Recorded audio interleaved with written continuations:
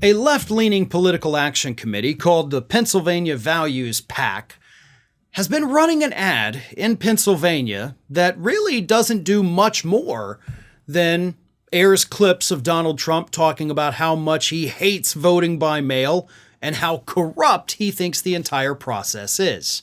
In fact, their most recent ad has a voiceover that says, MAGA patriots, listen to our president. It then shows clips of Donald Trump attacking voting by mail. One of them says, mail-in voting is totally corrupt. Get that through your head. And Trump says that in one of the clips. And then the ad ends with, stand strong with President Trump against mail-in voting. But the important takeaway here, of course, is that this group is using Donald Trump's own words to tell his followers that I hate voting by mail, so you shouldn't vote by mail. And now the Trump campaign is so pissed off about this because they're trying to backtrack, and Trump is now telling people, please vote by mail, because he realizes how dumb it was to tell people not to do that. They've now sent a cease and desist letter to Pennsylvania Values PAC telling them that if you don't stop running the ad, we're going to sue you and we're going to recommend you for criminal investigations. Here's what the letter said. We are aware of your advertisement falsely claiming that President Trump has asked Pennsylvania's voters not to vote by mail. The advertisement may constitute both a criminal and civil conspiracy to injure the rights of President Trump supporters to cast their ballots in Pennsylvania. Cease and desist broadcasting or otherwise distributing via the internet or elsewhere this false advertisement immediately and preserve all relevant documents in anticipation of likely litigation. The letter goes on to say that this could be a violation of the Ku Klux Klan Act, which is legislation enacted to protect American voters from political intimidation. However, if they chose to go that route and litigate this, they're not going to win. Because the ad did not tell people to not vote by mail.